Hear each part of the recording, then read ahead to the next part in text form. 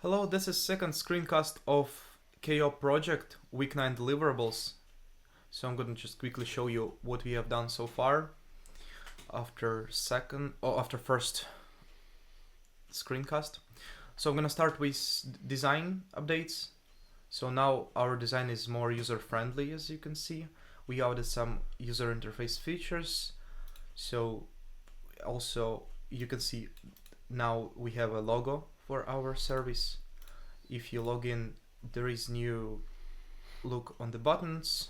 Also, for some users that prefer white theme, we added white and black themes in the profile settings.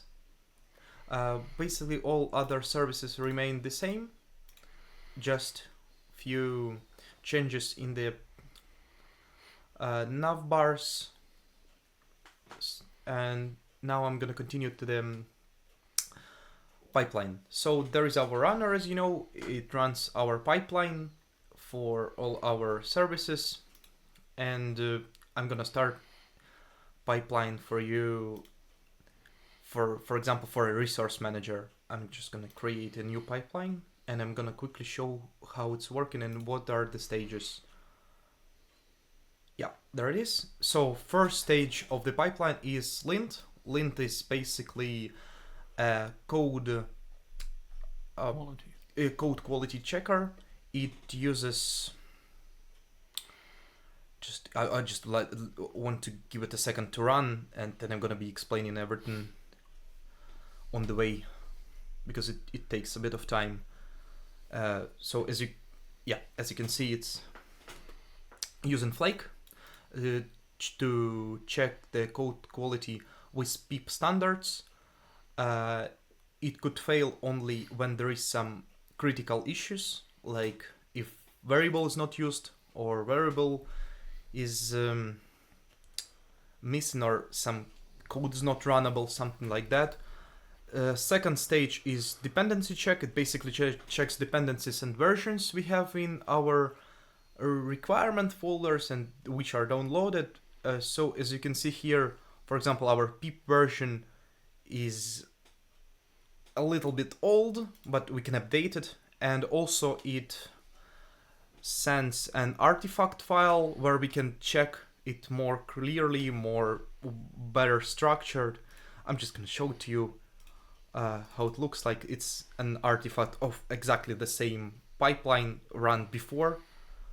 So as you can see, few peeps, some dependencies are just a bit out of date. We can just update them if we want to do so. Then third stage is a security. Security uses Bandit to check any common vulnerabilities or exposures.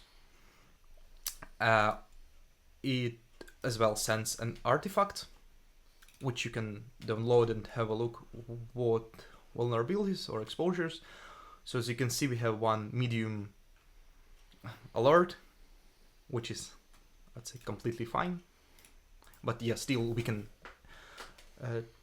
track it and check it. Then test. Tests are basically our repo. That's basically the stage which is triggered in every single repository by having. This is our main pipeline with all the stages in it. This is, for example, like test stage.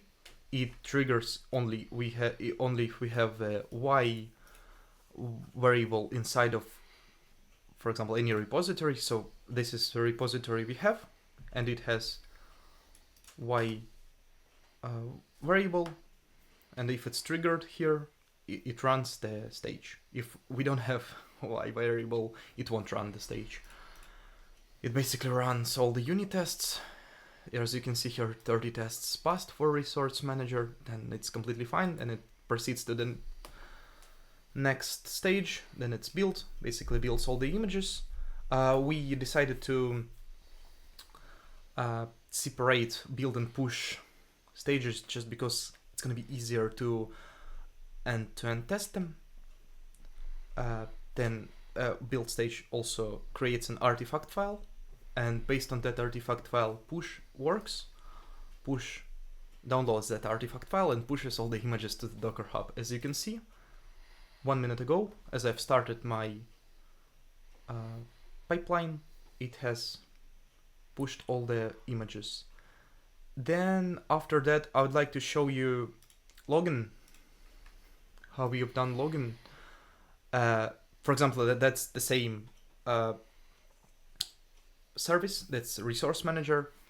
We are using simple login login library, and it triggers as if any action occurs, like creating, maybe you're editing, or deleting some kind of resource. So, like for example, view resource. If there is an error, it sends an error. If there is a warning, it sends warning, and there you go. And it's included in every single service for like important actions, for most of the actions, I would say.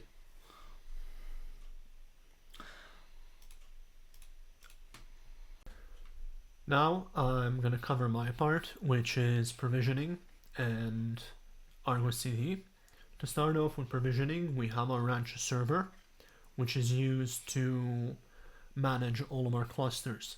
So for now we have the dev cluster, and if we click on the dev cluster here, we can actually see the resources used, the deployments, pods, CPUs, and memory. At the moment it's slightly lower than it should be, because we recently had a network issues on the DKIT network, which brought some connection issues with Argo CD, so we're currently troubleshooting that. But we do have a video of Argo CD working, which we will show very soon, and it actually shows us exactly how, when we push and change to the deployment repo, it also updates the Argo CD as well, and it deploys the service very quickly, almost immediately.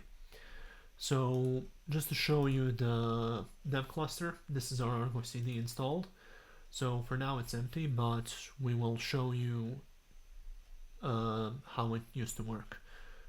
We will fix this as soon as we can. It's mainly because of the networking issues we had on the DKIT network. So this is our deployment repo where we store our manifest files. We also store our customized files there, of course, and we have application sets.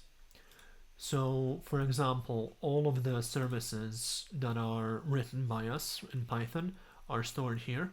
You can see here we have the basis layout, so application, application service, database service, stateful set, all combined within one customization file.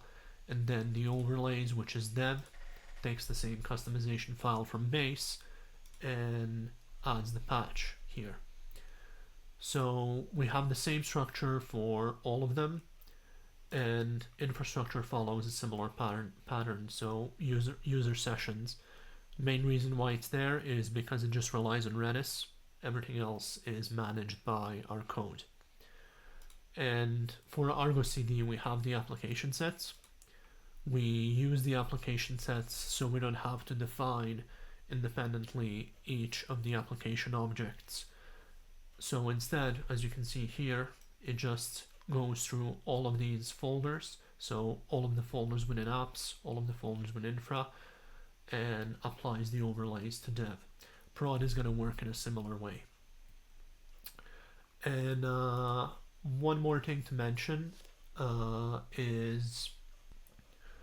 Alright, and now I'm going to show you the video. Before I do that, I could quickly explain what exactly happened with the network. So when the network went down, all of our clusters stayed up, and I was actually quite happy with that. Even though they were restarted, they were still working. The only issue that occurred was that for some reason Argo CD couldn't connect to our deployment repo anymore. I have tried to fix that in the last 2 days ever since the network went down. it hasn't been working. There was a TCP issue. Luckily, I recorded a actual application onboarding. So as you'll see here, I added the resource manager to our overlays in dev, and it's going to display exactly how it got updated. So you can see here I'm just doing a basic git add commit push, and you can see the overlays there as well. So that's a repo. It shows that there's no recent commits, and this is the, as you can see, there was no resource manager there. So after that, it's gonna log in.